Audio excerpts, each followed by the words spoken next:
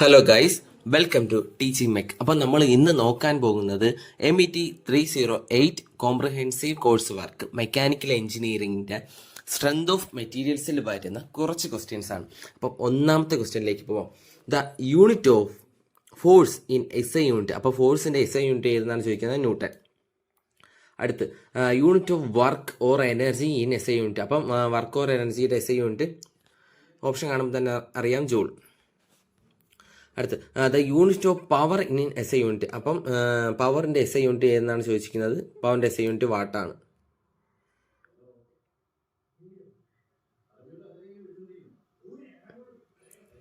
Forces are called concurrent when their lines of action meet at one point. അപ്പോൾ concurrent forces എന്ന് വെച്ചാൽ എന്താണ്? അതിൻ്റെ ലൈൻ ഓഫ് ആക്ഷൻ ഒരു പോയിന്റിൽ മീറ്റ് ചെയ്യും. അതിനെയാണ് നമ്മൾ കൺകറന്റ് ഫോഴ്സ് എന്ന് പറയുന്നത്. അപ്പോൾ forces are called concurrent forces when their line of action meet in one point. Forces are called coplanar when all of them acting on body line in one plane. One പ്ലെയിനിൽ act ചെയ്യുമ്പോൾ അതിനെ coplanar എന്ന് പറയും. One പോയിന്റിൽ act ചെയ്യുമ്പോൾ അതിനെ concurrent forces എന്ന് പറയും. A force acting on A body may.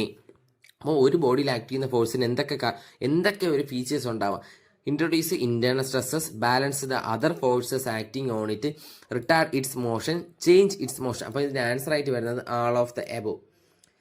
Which is the correct statement about law of polygon of forces. അപ്പം law ഓഫ് പോളിഗൺ ഓഫ് ഫോഴ്സിൻ്റെ ഒരു കറക്റ്റ് സ്റ്റേറ്റ്മെൻറ്റ് ഏത് നോക്കിയാൽ, if any number of forces acting at a point can be represented in direction and magnitude by the sides of A polygon taken in order then the forces are in equilibrium. അപ്പോൾ ഇതാണ് law of polygon of forces എന്ന് പറയുന്നത്.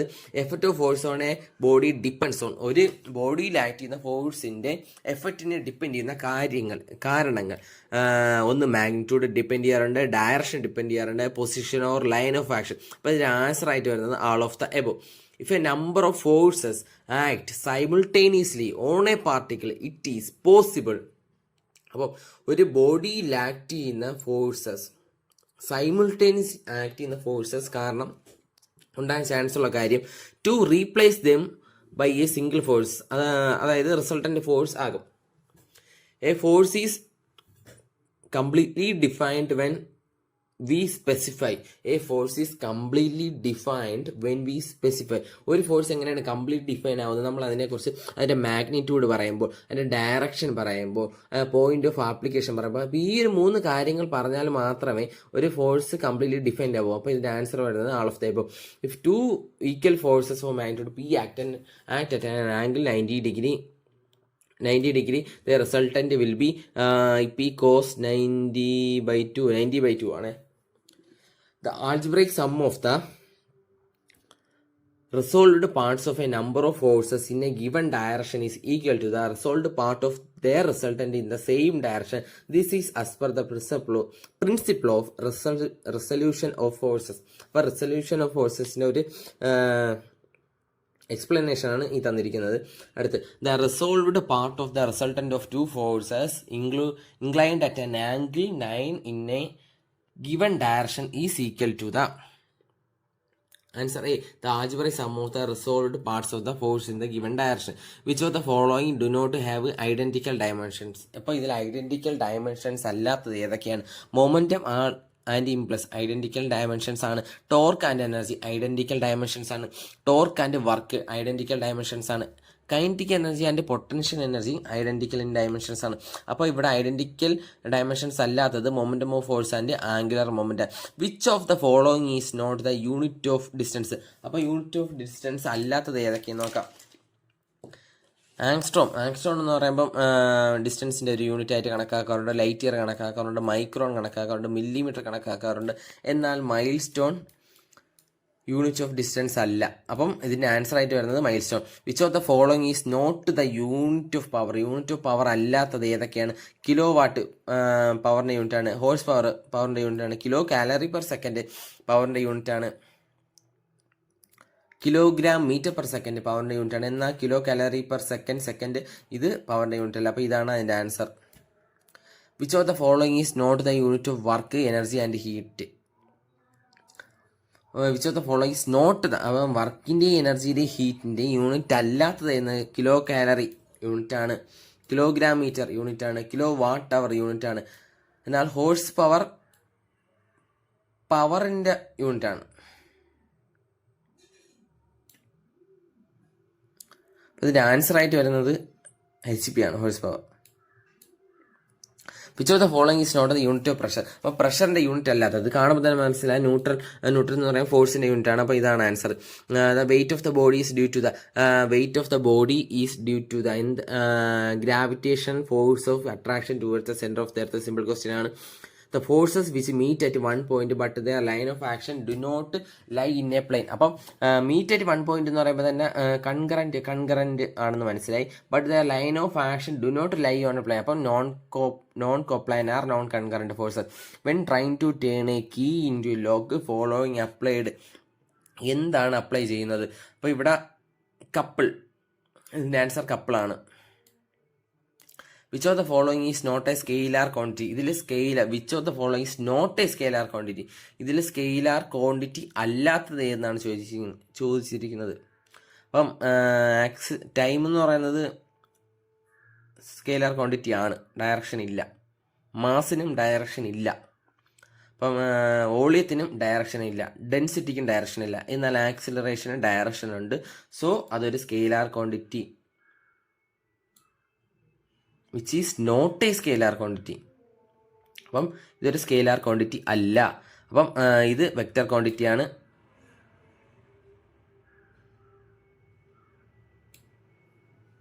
Mass ഒരു vector ക്വാണ്ടിറ്റിയാണ്.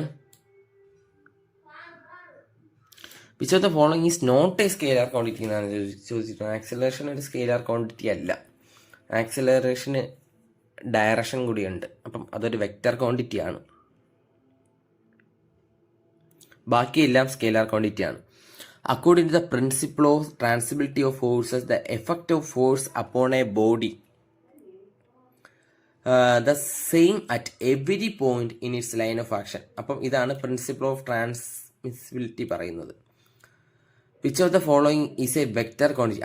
അപ്പം ഇതിൽ vector quantity ഏതാണ്? Mass ഒരു scalar quantity ആണ്. സ്പീഡ് ഒരു സ്കെയിലാർ ക്വാണ്ടിറ്റി ആണ്.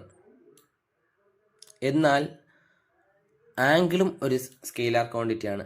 എനർജിയും ഒരു സ്കെയിലാർ ക്വാണ്ടിറ്റിയാണ്. അപ്പം ഇതിലൊന്നും ഡയറക്ഷൻ ഇല്ല. എന്നാൽ മൊമെൻറ്റം എന്ന് പറയുന്നത് സ്കെയിലാർ ക്വാണ്ടിറ്റിയിലല്ല, അതൊരു വെക്റ്റർ ക്വാണ്ടിറ്റിയാണ്. The magnitude of two forces which when acting at a right angle produce a resultant force of 10 kg and when acting at 60 degree produce a resultant of 30 kg. These forces are V5 and V5. A number of forces acting at a point will be in equilibrium if they are. അതായത് ഒരു പോയിന്റിൽ act ചെയ്യുന്ന forces equilibrium ആവാനുള്ള condition sum of resolved parts in any two perpendicular directions are both zero. Two non collinear parallel equal forces acting in opposite direction constitutes a couple.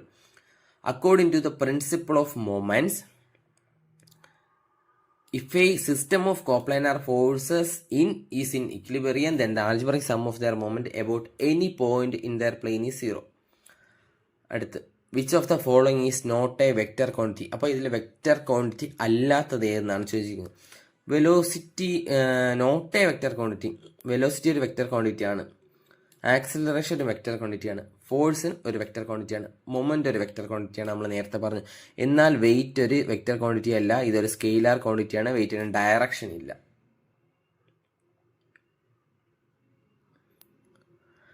According to law of triangle of forces, if three forces acting upon a particle are represented in magnitude and direction by the sides of a triangle taken in order, they will be in equilibrium. ഇത് വായിച്ച് നോക്കുമ്പോൾ തന്നെ അറിയാം law of ട്രയാങ്കിളിൻ്റെ explanation, direct explanation ആണ് ഇവിടെ തന്നിരിക്കുന്നത്.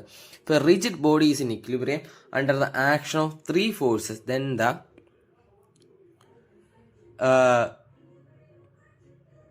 These forces are equal. അത് വരാൻ സാധ്യതയില്ല. The line of action of these forces meet in a point. കറക്റ്റാണ്. The line of action of these forces are parallel.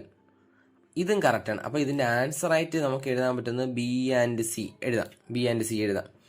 അടുത്ത് d'Alembert's principle is used for. അപ്പോൾ എന്തിനാണ് ഡിആലംബേഴ്സ് പ്രിൻസിപ്പിൾ യൂസ് ചെയ്യുന്നത്? Reducing the problem of kinetics to equivalent static problem. Reducing the problem of kinetics to equivalent static problem.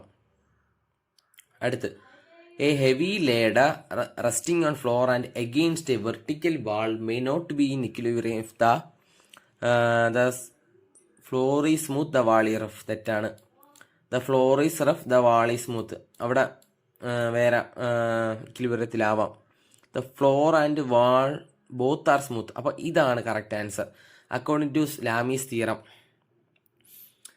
3 forces acting at a point are equilibrium. Each force is proportional to the sine of the angle between the other two. Direct explanation ആണ് തന്നിരിക്കുന്നത്. അടുത്ത്, 2 coplanar couples having equal and opposite moments cannot balance each other.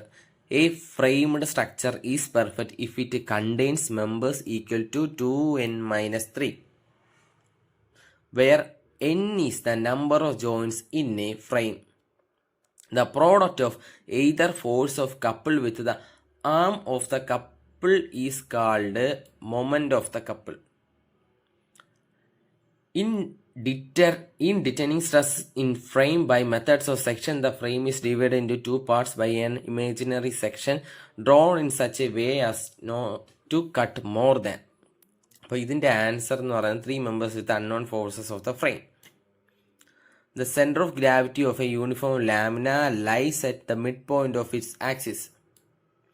The center of gravity of a solid cone lies on the axis at the അതായത് ഒരു solid കോണിൻ്റെ ഒരു കോൺ പോലെ ഇല്ല, എന്നാലും ഇതിൻ്റെ സെൻറ്റർ ഓഫ് ഗ്രാവിറ്റി ഇവിടെയാണെന്ന് വെച്ചാൽ അത് അതിൻ്റെ ടോട്ടൽ ഹൈറ്റിൻ്റെ ബൈ 4 ആയിരിക്കും. അപ്പോൾ അതിൻ്റെ ആൻസർ എന്ന് പറയുന്നത്, അതിൻ്റെ answer 1/4 of the total height above base. ഇതാണ് അതിൻ്റെ ആൻസർ.